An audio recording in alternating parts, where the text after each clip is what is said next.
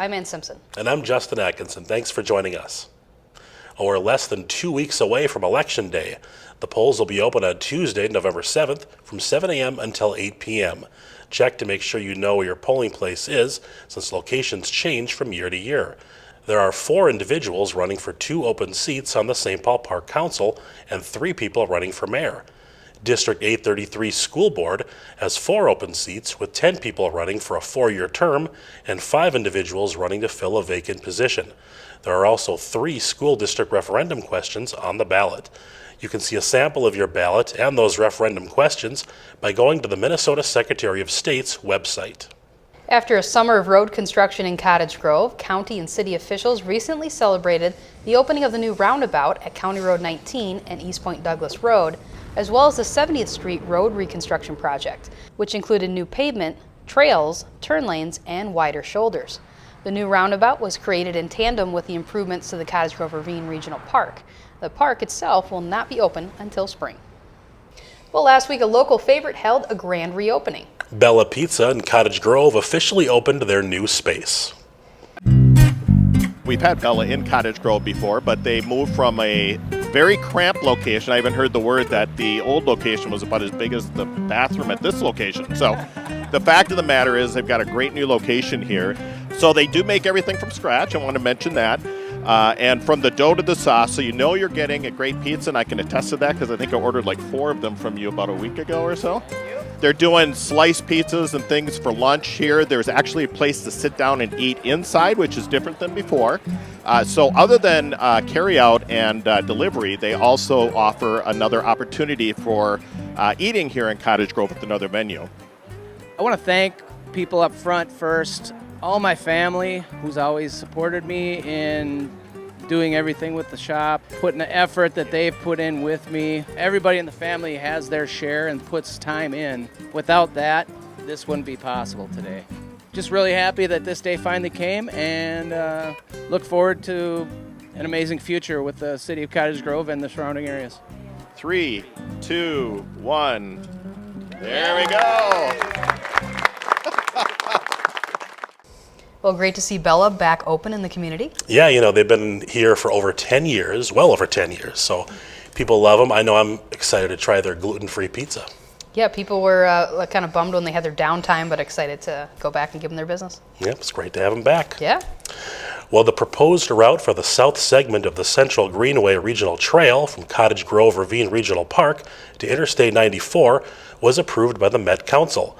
The Central Greenway Trail is a future trail in Washington County planned to provide a 30-mile trail connection between 3 of the region's premier regional park facilities, Big Marine, Lake Elmo, and Cottage Grove Ravine. The proposed route for the south segment will mostly follow County Road 19 from Cottage Grove Ravine Park to Interstate 94. Much of this trail is already built, and the remaining gaps are planned in the coming years. The county will begin to plan the trail's alignment. The process will kick off this winter, and there'll be opportunities for the public to provide input in the coming months. Police explorers from Woodbury participated in the 22nd annual Duluth Law Enforcement Competition. The competition tests the young men and women's knowledge of law enforcement. Woodbury's team placed first in the streets decision category and second in hostage negotiation. Do you know there's a group of citizens who volunteer their time to assist the St. Paul Park Police Department? Recently, we were able to meet up with some of those volunteers. So the Reserve Program here in St. Paul Park is a volunteer organization. We supplement the full-time police officers. We help them out on traffic stops, any of the calls that they go to. We also do home checks, parks, schools, pretty much another set of eyes for the police officers, and it's a police presence within the city. Hi! In a small town like St. Paul Park, there may be only one officer on at a time. And if that officer is in the middle of something that he can't really walk away from, for instance, a vehicle that is in the way and needs to be towed, we can sit there next to that vehicle until it's towed out of the way so that they can go to another service call if there's something that's higher priority. You and your awesome watermelon helmet. Whenever we're doing like school checks or park checks, we'll get out of the vehicle, we'll talk to the children, the kids that are playing around, the parents, whoever's around. We usually carry stickers with us. We'll hand out stickers to anybody that wants one. There you go. You guys are all junior officers. There you go. go, big guy. We're trying to connect with the community, show that the police department is here in a positive way. We don't want the kids in the community to think that it's necessarily bad when the police show up. All right, guys, you gotta let us get one. How embarrassing. Oh. There you go. Hey, look, all right, Sam. We like to get out and interact with the community, get to know the people, and kind of build some relationships. There we go. About time we make something, jeez. We are looking for those people who want to get involved in the community, want to help out. You don't have to be pursuing a career in law enforcement or necessarily interested in doing it. And there are those who are reserves just to be reserves and have that community service aspect of the job because that's what they're looking for. It's a great way to do that as well. We can do anchor bank, open to close, tellers out at 1800. Hey guys. If you have somebody available on a Saturday or a Friday, that's usually our big nights that we like people to come out. It's our busier nights, but definitely we can come out during the weeks, in the mornings, anything like that, just to have an extra set of eyes or presence in the city. I think I put in almost 470 hours last year. That's my volunteer time at the city because you get out and it is fun and you can have an 8-hour shift that just flies by and you're seeing a lot, you're doing a lot, you're getting involved, helping people, and it makes you feel good, it's fun, and yeah, it doesn't feel like work.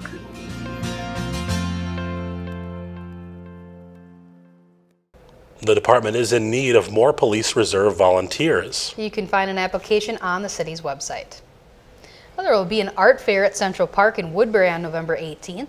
From 10 a.m. until 3 p.m., local artists will be showing off their paintings, pottery, crafts, and jewelry. The event is free to attend.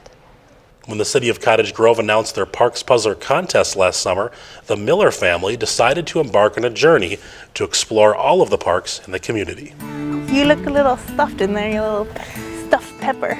In September 2017, the Millers moved to the city of Cottage Grove. We're at Woodbridge Park and I'm here with my 2 kids and husband, and we are just playing and getting to know the park.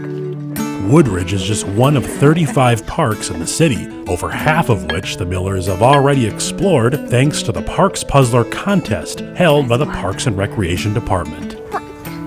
On the contest was you visit a park after they give you a clue, so we thought, oh, let's start to explore the parks around our area. Oh my goodness, Daddy. You're gonna bounce them right off. We always hit the actual playground, and then we always try to do the trails, see what's around there. It's pretty fun. Are you gonna fall asleep? In addition to exploring the many parks in Cottage Grove, Janessa and her family also discovered something even more important. My husband works and goes to school full time, and then I also work. It's tricky to sometimes get all together and get out, so it's nice to be able to be like, okay, well, it's our day to go to the park, so let's figure out which park we're gonna go to. The Parks Puzzler contest ended this past August. On Facebook they posted 2 winners and I was one of them. It was great, we were all very excited, and I think that kind of gave us motivation to keep doing it and keep exploring, because just knowing that the community is like so behind going to parks and getting to know them, and they take so much pride in how they look. That Daddy is funny. Even though the contest is over, the Miller family's spirit of exploration is showing no signs of slowing down. We love being here. We love that we've only been here for less than a week and we already feel like we're really a part of the community. But people here are just so great and friendly, and just a very nice small town feel for not being the smallest town in Minnesota. It's really nice. Run, Emmy, run! I'm Janessa Miller and this is my Cottage Grove. Woo!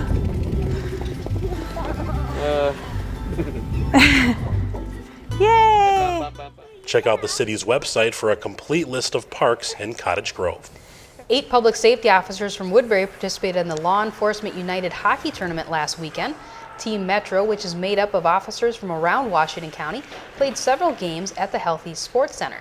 The event brings together public safety workers from across Minnesota to raise money for Law Enforcement United, a charity that gives back to families of police officers killed in the line of duty. October is Fire Prevention Month, and here's producer John Lixet to show us the importance of developing a fire plan at work. Woodbury is not only a top destination to live, but it's a hub for business in the Twin Cities. But as the great Spider-Man saying goes, with great power comes great responsibility. Here are some tips to help prevent fires at your place of work in Woodbury. Step 1, clear the clutter. When you've got disorganized papers, full trash bins, or other flammable items in the open at work, you're running the risk of providing fuel to a potentially deadly fire.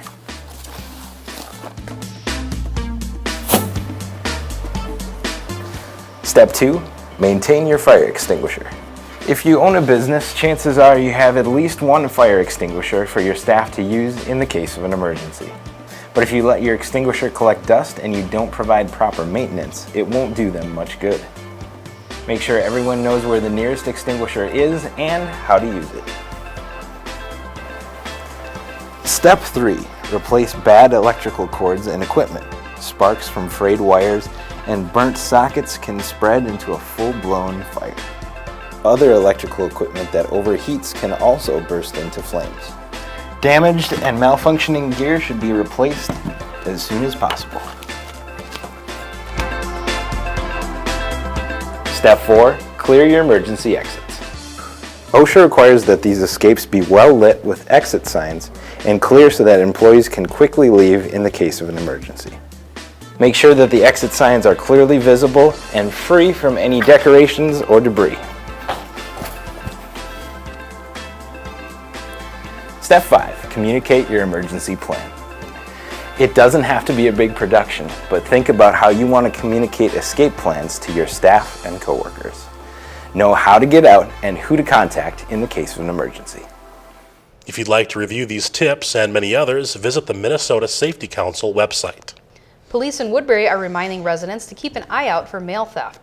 Neighborhoods around the city have been hit by thieves searching for documents, money, or other materials left in mailboxes.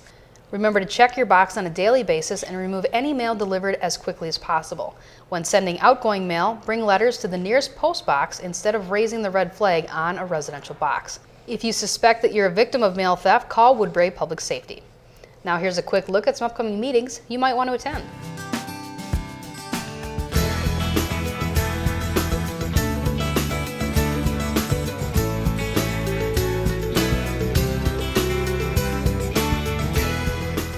We wrap up another edition of Weekly Wire. If you missed an episode or would like to watch this one again, go online to swctc.org.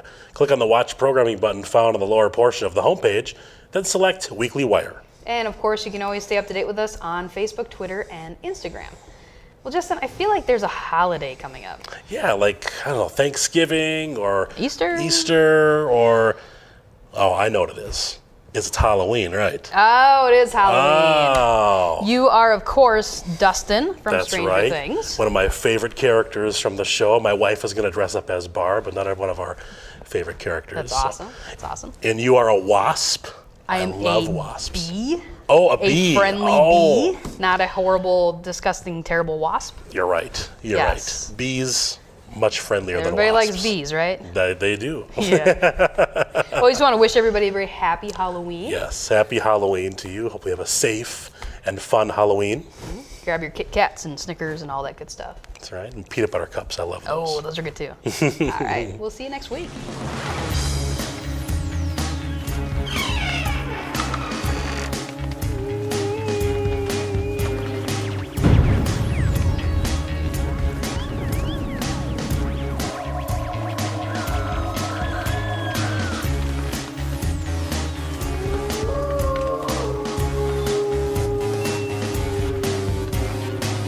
Ha ha ha ha ha!